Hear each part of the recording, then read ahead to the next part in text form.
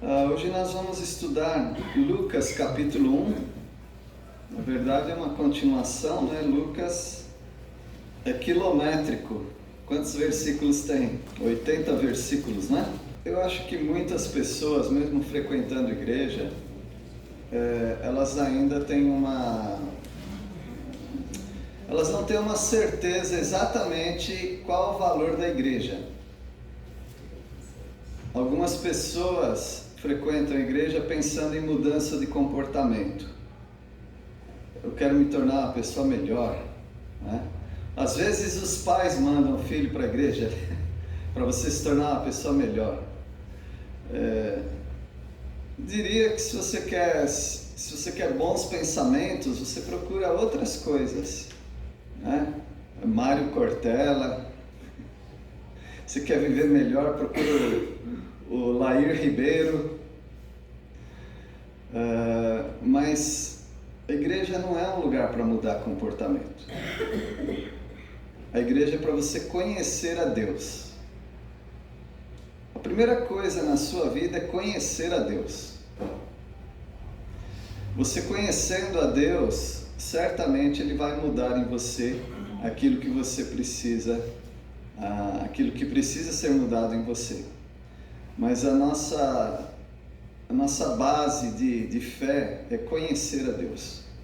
O Senhor fala isso algumas vezes na palavra dele. O que o Senhor requer de ti? Senão que você o ame de todo entendimento, inteligência, conhecer a Deus, com todas as tuas forças, tua disposição, com toda a tua alma, todo o seu sentimento. Então esse é o objetivo de estudar a palavra de Deus, de congregar com os irmãos, conhecer melhor o nosso Salvador, o nosso Deus, o nosso Criador. Esse é o objetivo primário da vida. As demais coisas, Deus vai acrescentando, Deus vai diminuindo, Deus vai tirando, mas o seu foco, sua atenção precisa estar em conhecer a Deus, chegar mais perto dele, estar mais íntimo dele. As outras coisas ele vai arranjar para você. E Lucas capítulo 1, ele é um bom exemplo disso. Porque em Lucas capítulo 1 nós vemos a manifestação do amor de Deus. Como ele fez para que o amor dele, a salvação dele chegasse até você. Nós vimos já que ele usou pessoas estudiosas, como Lucas, que pesquisava, que ia atrás, pegava depoimento, montava a narrativa a respeito da pessoa do Salvador, que é Jesus Cristo.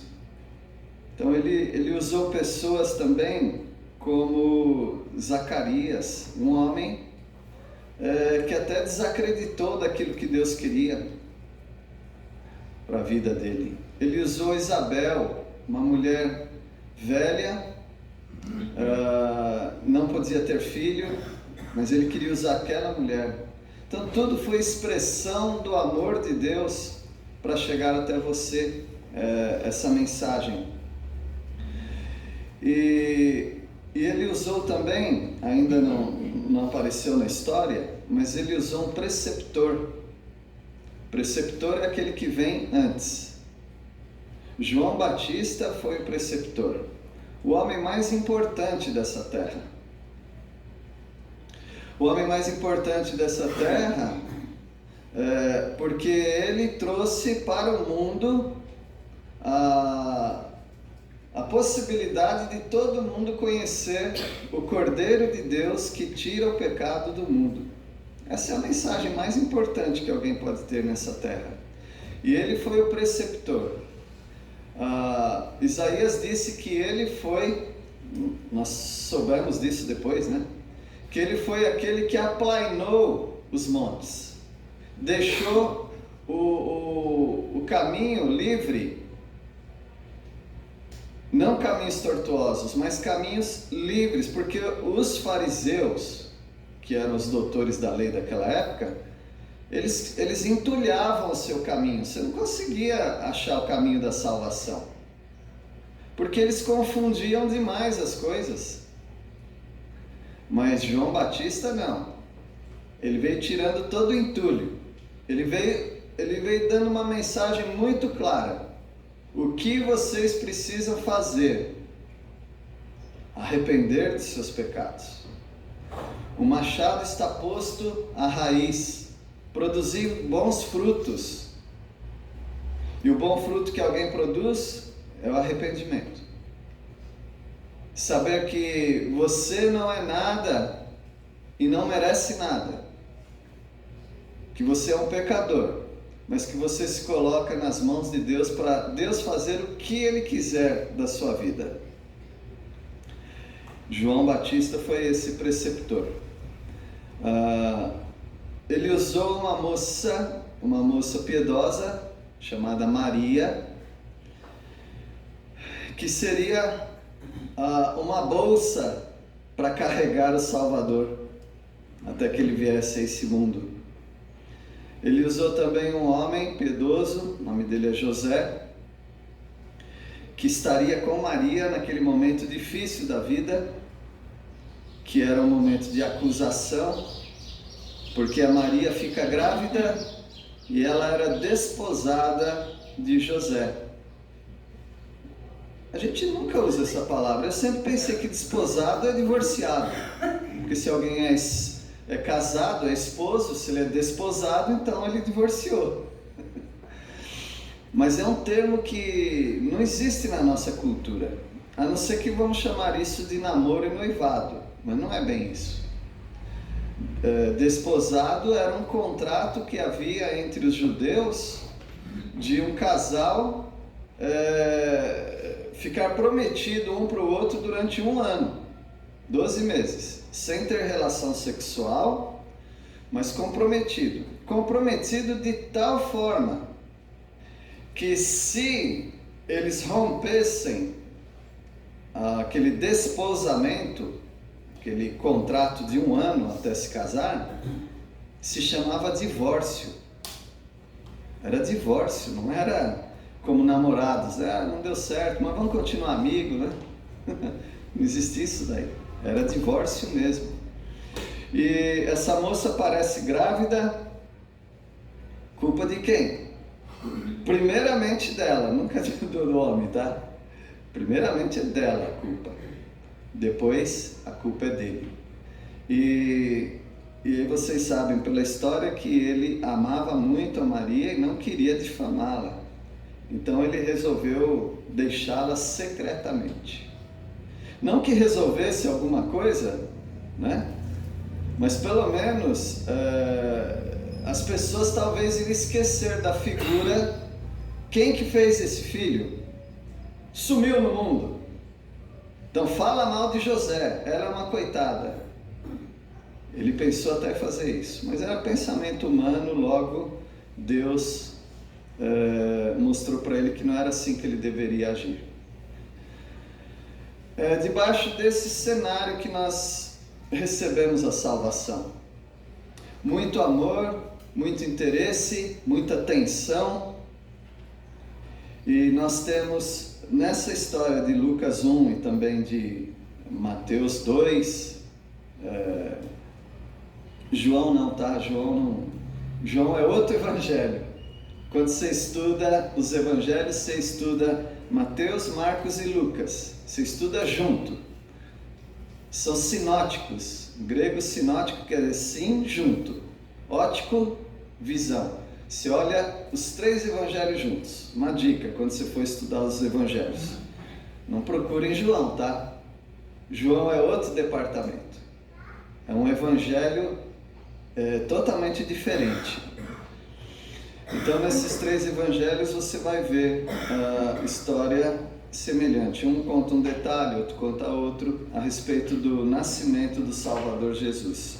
Mas hoje nós vamos estudar a partir do versículo 26, porque nós já vimos até versículo 25, Deus expressando o amor dele, prometendo enviar um Salvador para o mundo. Para o mundo perdido viria esse Salvador. E hoje eu quero convidar vocês para conhecer melhor esse Salvador. Conhecer melhor antes mesmo dele vir na nossa história, né? Ele já veio. Antes mesmo dele vir. Eu não sei, vocês certamente já tiveram essa experiência. De repente aparece no cenário político, no mundo do futebol, dos esportes, ou no mundo artístico, aparece uma figura. Eu me lembro quando apareceu o Ronaldinho, não o fenômeno, o outro, gaúcho. Aí a gente pergunta, mas da onde veio esse menino? É um novo Pelé? Aí a gente assistiu algum documentário, uma reportagem assim, mostrando desde ele garotinho, né? Da onde ele veio, onde ele treinou. Agora sim, agora eu já estou conhecendo melhor essa pessoa. Mas normalmente é assim, de repente aparece um fenômeno da música aí. Da onde veio essa pessoa que eu nunca ouvi falar? Aí eles começam a mostrar, né? Desde criança, quem ele era. E é assim, no mundo da política também. Parece alguns políticos que ganham nome assim, você não sabe nada. E ele já tinha vários anos na política, mas nós não sabíamos nada. Na vida do Salvador Jesus é a mesma coisa, só que você tem um grande privilégio. Bom, você quando conheceu Jesus, você não conhecia nada sobre Jesus, talvez, né? Mas a palavra de Deus conta a história de Jesus antes dele ter o ministério, ou seja, 30 anos antes. Vem preparando o caminho e mostrando para o mundo de Israel, daquela época, né, que haveria uma pessoa que ia transformar e transtornar esse mundo, Jesus Cristo. E nós temos o privilégio de voltar nessa história e conhecer as bases. Conheça um pouquinho do seu Salvador. Conheça um pouquinho como ele pensou em você, como Deus pensou em você, expressando o amor dele, prometendo esse Salvador. Para você não pensar, apareceu um Salvador. Não, foi muito bem trabalhado. Foi muito bem configurado até chegar em você. Vamos lá então estudar sobre esse amor expressado através da promessa de um Salvador. Bom, primeiro, o nosso Salvador teria raízes em Nazaré. Isso é algo importantíssimo. Por quê? Nazaré não valia nada. E por que é tão importante? Para você saber que Deus pega as coisas do nada e forma algo importante. Aquilo que não é, para mostrar para o mundo a grandeza de Deus. Então, versículo 26, alguém pode ler? No 6º mês foi o anjo Gabriel enviado da parte de Deus para uma cidade da Galileia chamada Nazaré.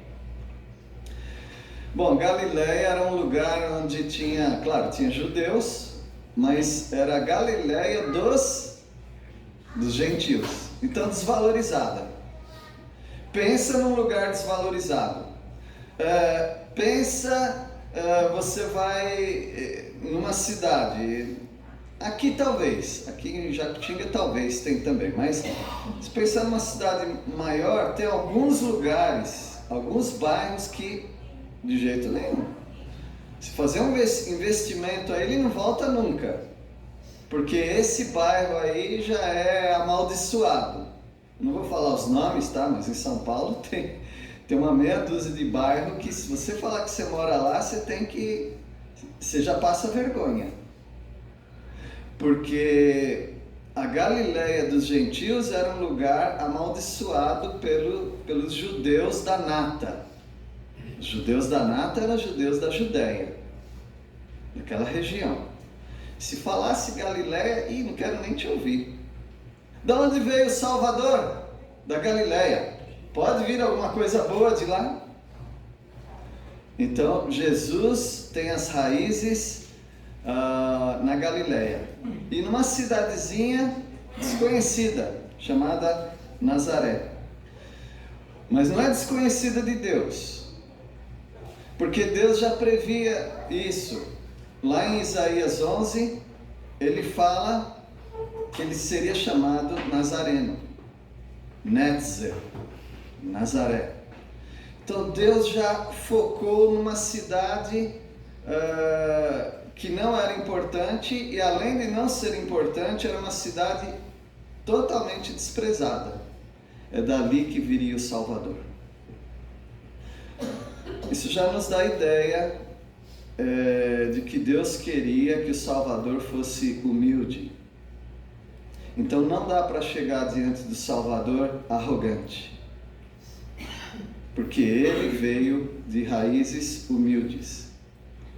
Versículo 27, o Salvador viria da linhagem de Davi. Agora aqui você tem de um extremo ao outro, né? Ele nasceria num lugar desprezível, mas seria descendente de um rei. Versículo 27. A uma virgem desposada com um certo homem da casa de Davi, cujo nome era José. A virgem chamava-se Maria. Então ele viria da linhagem de Davi. E nessa linhagem, tanto Maria quanto José, né? Tanto Maria quanto José. Alguns querem colocar José como um João ninguém, mas não. Eles eram parentes. José e Maria eram parentes. E eles vinham de uma linhagem, que era a linhagem do rei Davi. Não quer dizer que se é descendente de rei, ele vai ser rico, importante. Não, mas era descendente, isso era importante para os judeus. Então essa virgem, quer dizer, uma mulher que nunca se casou, nunca teve relacionamento com homens, ela estava desposada de José. Então já expliquei para vocês sobre esse contrato que havia, estar desposada. Era coisa séria, não era namorico não, coisa muito séria. Se não desse certo, era firmado um outro contrato, que era o contrato de divórcio. Então era coisa bem séria. Então ela estava, como é que diz? Estou num relacionamento sério. Ela estava mesmo, ela podia colocar lá no Facebook. Estou num relacionamento sério com José, né? E ela se chamava Maria. Maria é o mesmo que Miriam, né? Então nós temos esse nome que era comum até. E versículo 28, o Salvador viria de uma mulher agraciada, uma mulher presenteada por Deus. Versículo 28. E entrando o anjo onde ela estava, disse: Alegra-te, muito favorecida, o Senhor é contigo. Essa versão ela não pegou todo o sentido, né? Favorecida. Tem um monte de gente que é favorecido, mas pouca gente é agraciado. Então a melhor palavra, que vem mesmo do original, caris, né? Quer dizer agraciada. Ou seja, você acaba de receber a graça do Senhor na sua vida. Não é que você é favorecida, uma favorecida qualquer. Você recebe agora um presente de Deus, do céu. Você é agraciada. As versões portuguesas não gostam disso que eu estou falando, porque seria Ave Maria. já começou a ficar ruim, né? Ave Maria. O que quer dizer ave? Ninguém usa isso em português. Salve. Salve Maria. Parece que piorou ainda, né? De qualquer jeito fica ruim. E aí pior ainda mais, cheia de graça. Aí parece até uma reza, né? Ave Maria, cheia de graça. Ai, como é ruim perder o sentido das coisas, né? Nós tomamos a ceia do Senhor, que é uma ação de graça. Sabe o que é ação de graça na palavra de Deus? Palavra grega, Eucaristia. Não pode nem usar essa palavra mais. Ação de graça é Eucaristia. Salve Maria. Você é cheia da graça de Deus. Sentido muito profundo. Se a gente conseguisse desassociar uma coisa da outra, mas é um sentido muito profundo. Então, aí, para evitar isso, as sociedades bíblicas enfraqueceram o termo e falaram: alegra-te, favorecida. Ficou fraquinho, não ficou? Mas é isso que nós temos aqui. O Senhor é contigo. Olha, o nosso Salvador veio de raízes simples, mas, quer dizer, as raízes da cidade dele eram simples, mas as raízes familiares eram nobres, e ele veio de uma mulher agraciada. Qualquer mulher poderia ser mãe de Salvador? De jeito nenhum, nunca. Deus não ia colocar-se dentro de uma pessoa que não o amava. Deus não usa vasos assim. Um vaso, para ser usado por Deus, tem que ser purificado. E a Maria foi purificada pelo Senhor, porque ela amava o Senhor. Agora, o Salvador viria de uma mulher limitada no conhecimento. Se Maria fosse mãe de Deus na eternidade, então ela saberia igual a Deus, pelo menos, né? Mas não, Maria era uma mulher limitada no conhecimento. Então isso já é uma prova de que era uma mulher simples, piedosa, santificada, consagrada, mas uma mulher que ainda precisava conhecer muitas coisas. Versículo 29, alguém pode ler? Ela, porém, ao ouvir esta palavra, perturbou-se muito e pôs-se a pensar no que significaria esta saudação. A mulher se perturbou, a mocinha, né, se perturbou, porque ela ficou pensando: o que será que quer dizer isso daí? Essa saudação. Se ela fosse a mãe de Deus, ela não tinha que pensar nada.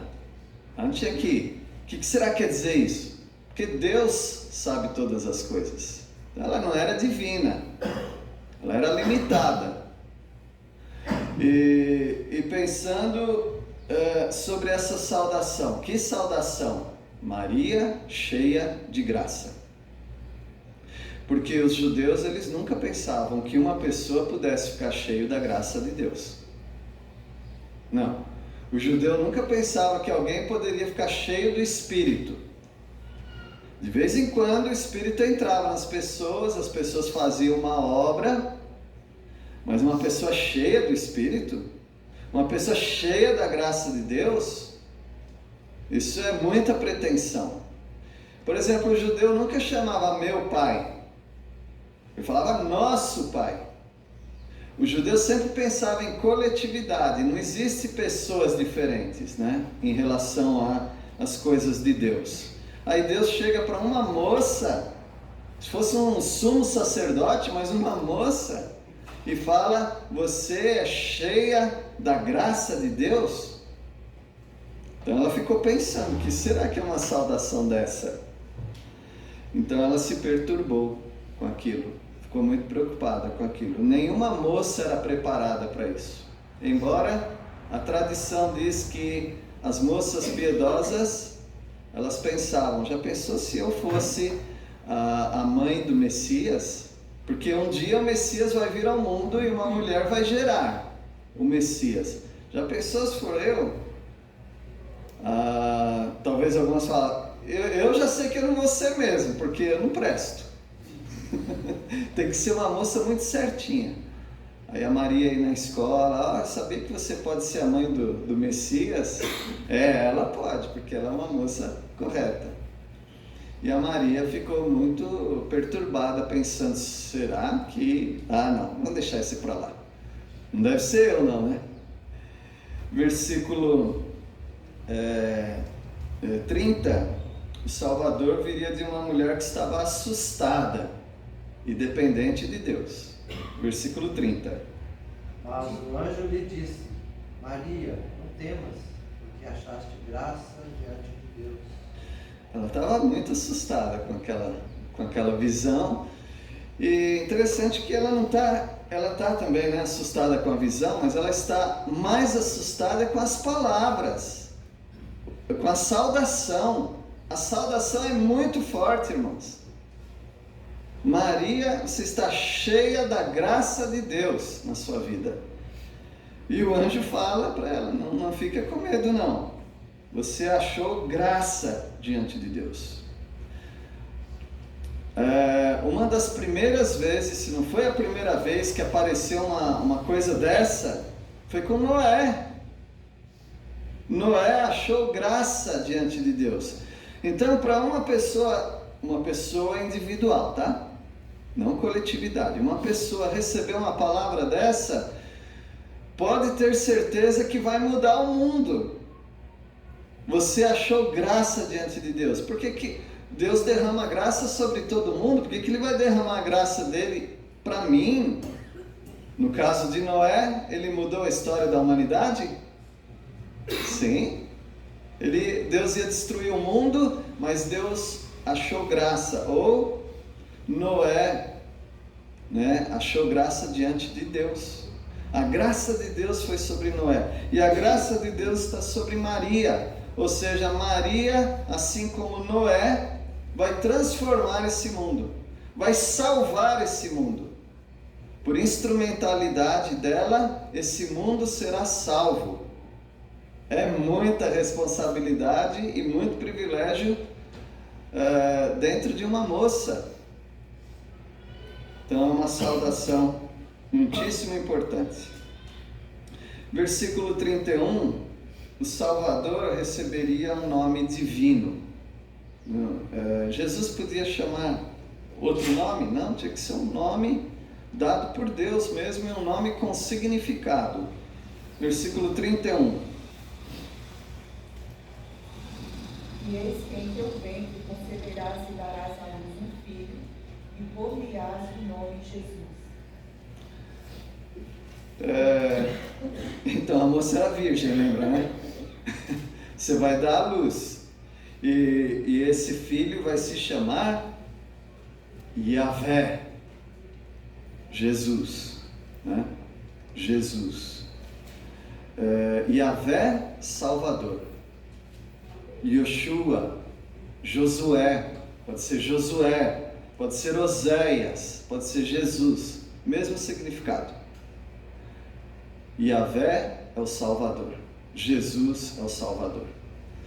Então esse vai ser o nome. Um nome pretensioso, né? E o seu filho vai ser o Salvador. E a palavra de Deus diz, né, no outro evangelho, porque ele vai salvar o mundo de seus pecados.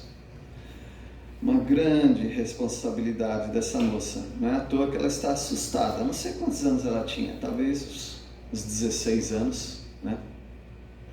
Uma idade boa para casar, né? Naquela época, tá? Hoje é com 30 mais ou menos.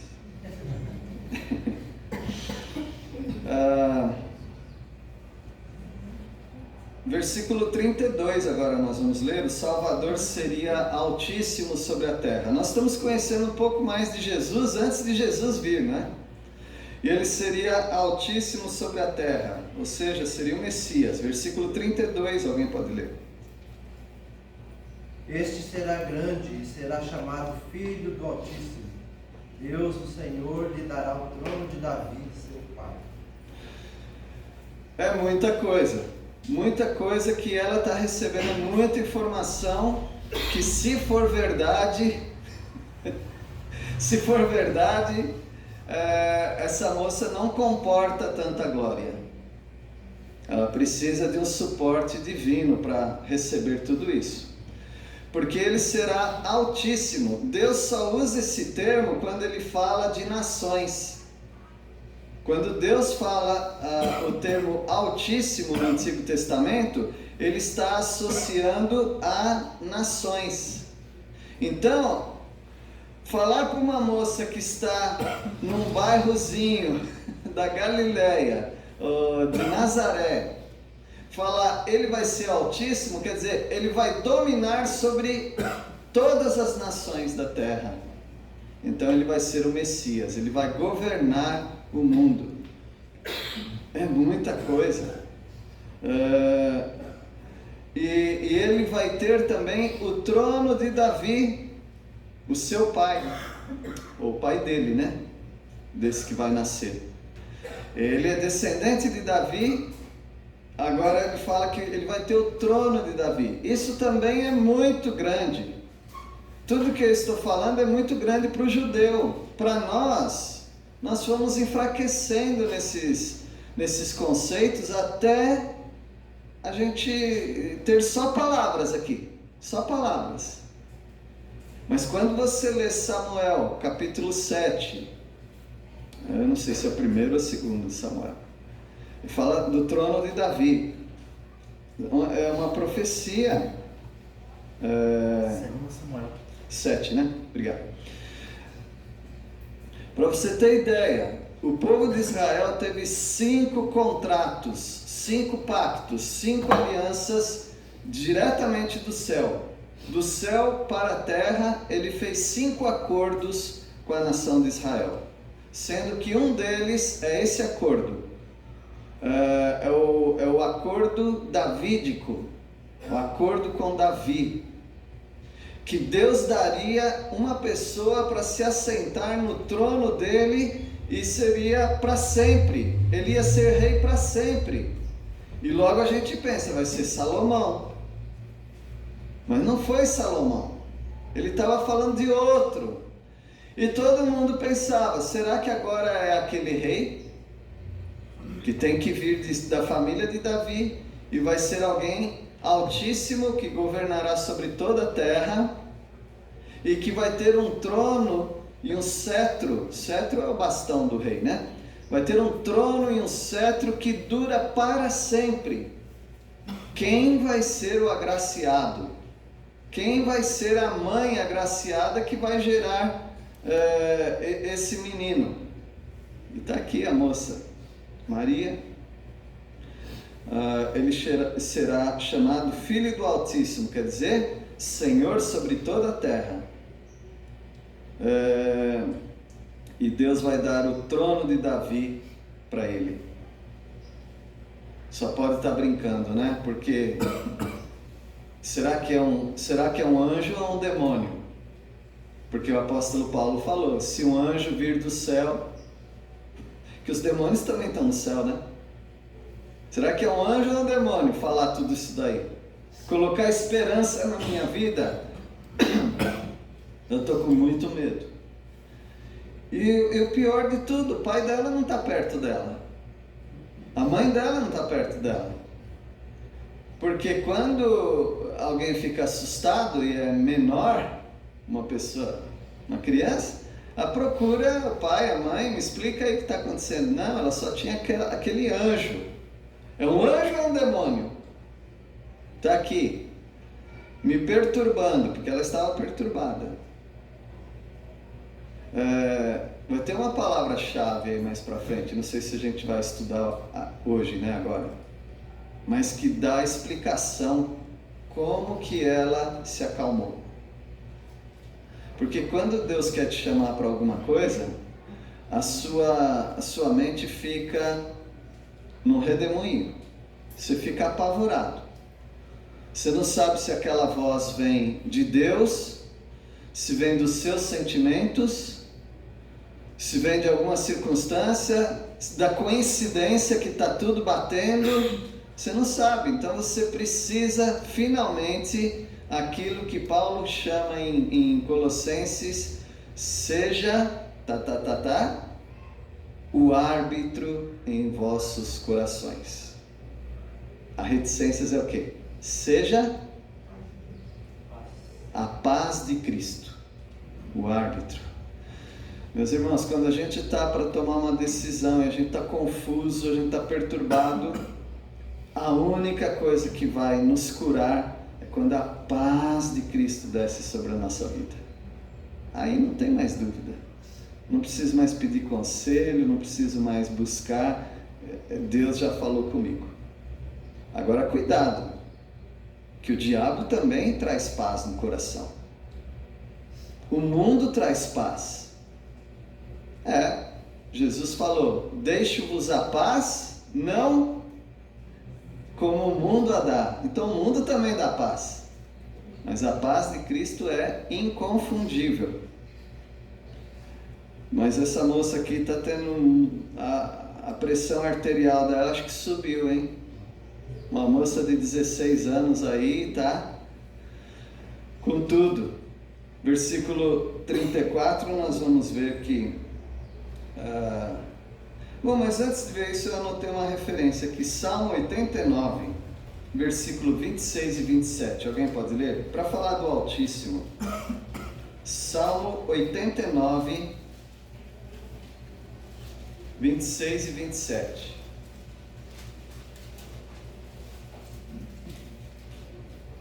Alguém pode ler? Ele me invocará dizendo, Tu és meu Pai, meu Deus, e a rocha da minha salvação. Também por isso lhe darei o lugar de primogênito. Falo-ei mais elevado do que os reis da terra. Então esse é o Altíssimo, esse é Jesus. Jesus falando com o Pai. E Deus daria todos os reinos da terra para ele. Então quando Deus fala, quando o anjo fala para Maria que o filho dela seria chamado Filho do Altíssimo, é essa a ideia aí. Ele vai ser o governador sobre todas as terras. Versículo 34 agora. 33. O Salvador seria Rei absoluto de Israel. Versículo 33. Ele reinará para sempre sobre a casa de Jacó, e o seu reinado não terá fim. Faz parte aquele pacto, né, com Davi. Então ele vai ser rei, porque o reinado dele. Então você vai ser a mãe do rei. E sabe quanto tempo que eles não tinham rei, né? Fazia 400 anos que eles estavam sem rei. O último rei foi levado para o cativeiro. Foi o Zedequias, com os olhos vazados. Então foi uma decepção, né? E aqueles últimos reis, antes de Zedequias, teve algumas exceções. Teve Asa, teve Josias, Ezequias. Teve alguns reis que foram bons, mas teve uma leva de reis ruins. Então ninguém já estava acreditando mais em reis. Precisava ter um rei que de fato conduzisse a nação. Agora, Maria estava vivendo numa terra que Roma estava tomando conta da terra deles. O lugar onde poderia ter um rei, que era o sul, tinha um rei que era funcionário de Roma. Era o Herodes, rei da Judéia. Mas aquilo não contava. Ele era rei, era só uma figura de rei, mas não era rei mesmo dos judeus. E Deus está dizendo que o seu filho vai ser rei sobre a casa de Jacó. Se vocês lerem o neto que gosta de ler Gênesis, nunca vi um homem que gosta tanto do livro de Gênesis igual o neto. Então tem que tomar cuidado quando fala de Gênesis, que ele sabe até o capítulo e versículo. Mas lá no capítulo 48, 49, aí me corrija, neto, tem uma promessa para os filhos, né?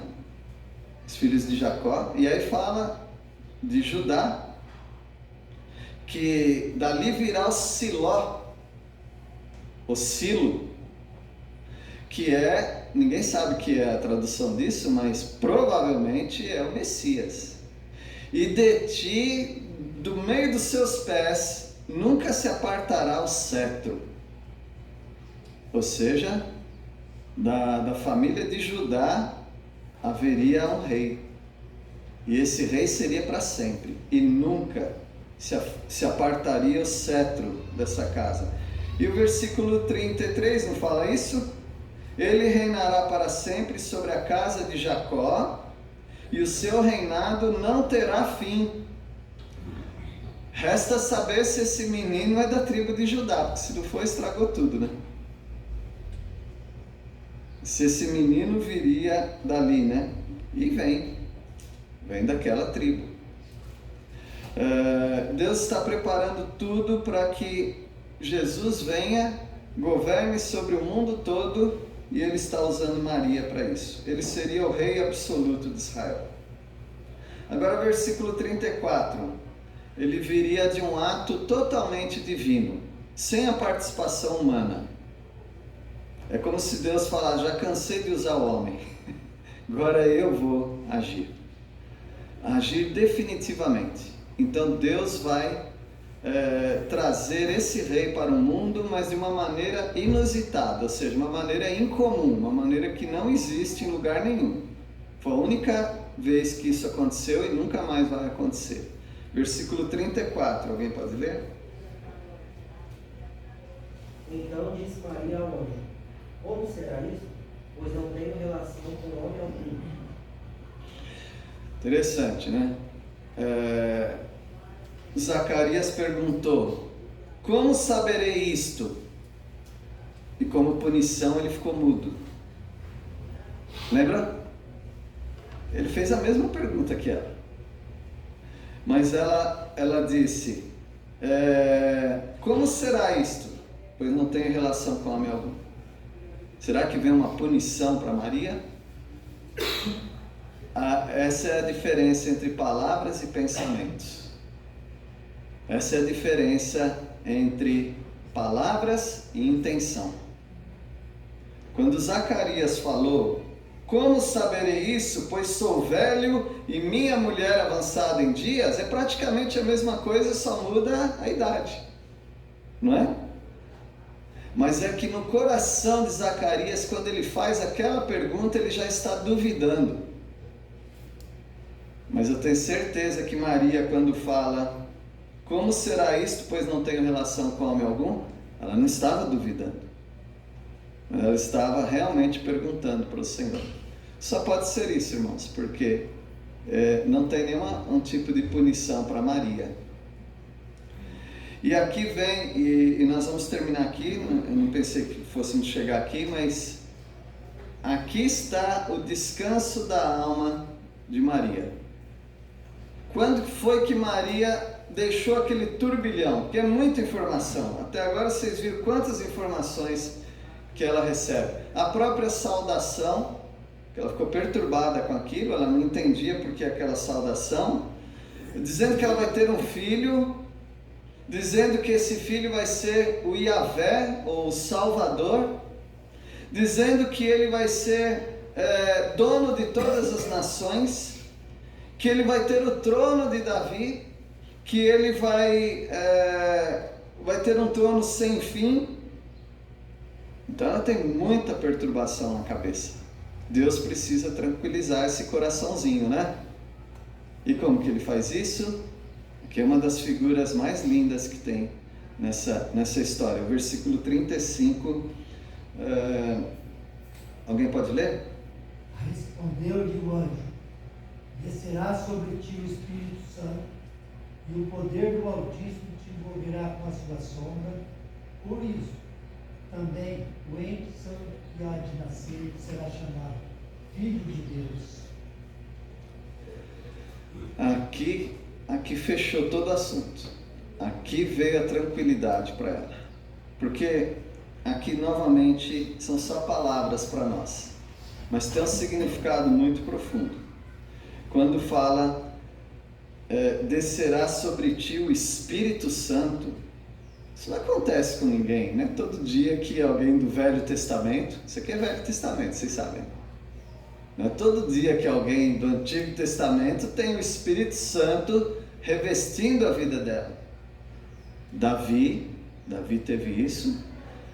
Eu não sei, mas Davi, talvez, dos personagens do Antigo Testamento, pode ser que ele é o que tenha tido mais tempo com o revestimento do Espírito Santo. Tanto é que ele ficou mal acostumado, né? Ele falou, não aparte de mim o teu Espírito. Por que não? Eu aparto o Espírito de todo mundo, porque para você não. Mas está muito bom aqui o Espírito Santo. Mas Deus não deixou o Espírito Santo com Davi o tempo todo. E aqui está dizendo que vai descer sobre ela o Espírito Santo e o poder do Altíssimo se envolverá. Agora vem a parte extraordinária para a mente de um judeu, tá? E para nós vai se tornar magnífico agora, se você não sabia disso. Com a sua sombra. Deus só usa essa palavra sombra quando Ele está falando da glória dEle. A sombra do Altíssimo. Quem se esconde à sombra do Onipotente, né? do Altíssimo. Essa sombra era aquela nuvem do tabernáculo. Aquela era a sombra do povo de Israel. Aquela sombra protegia o povo. E desde a saída do Egito, aquela sombra o acompanhou o povo de Israel. Enquanto essa sombra está sobre nós, nós estamos protegidos. Se essa sombra sair de nós, já era. E cabode, né, Jonas? Cabode. Foi-se a sombra do Senhor, foi-se a glória do Senhor. Isso aconteceu. E nunca mais a sombra de Deus baixou nesse mundo. E aqui ele está falando para essa jovenzinha que o Espírito Santo vai descer sobre ela, o poder do Altíssimo se envolverá com a sua sombra. Deus vai trazer de volta aquela sombra para a mocinha aqui, Maria. E o ente santo que há de nascer será chamado Filho de Deus. Dentro de você vai ter o Filho de Deus. Maravilhoso, né, irmãos? O que está envolvido na sua salvação. Como Deus foi preparando todo esse caminho. Então, diante disso, nós temos que nos inclinar diante do Senhor, agradecer e também pedir a misericórdia dEle para as nossas vidas, porque teve gente muito melhor do que nós, usada grandemente, como Maria, por exemplo. E nós temos muito que aprender sobre humildade. Deus os abençoe, nós vamos orar. E eu quero fazer concorrência com o João Tonini aqui. Eu trouxe de Peniel a bênção do Senhor, de igrejas que dão para nós. Caixas de hambúrguer. Eu sei que alguns já pegaram aqui, mas pega mais uma. Quem não pegou, pega, por favor. Quem já pegou, tem 24 ali, 2 caixas, então tem para todo mundo. Se sobrar, eu trago à noite também. Vamos orar. Deus querido, obrigado pela salvação que temos em Cristo Jesus. Ó Deus, e agradecemos porque antes dessa salvação, tudo que foi formado, todo o plano maravilhoso do Senhor teve um propósito e nós aprendemos muito. Obrigado por usar a jovem Maria, um exemplo de humildade, submissão e vida entregue ao Senhor. Queremos ter uma vida assim também, ó Deus. Nós oramos em nome de Jesus. Amém.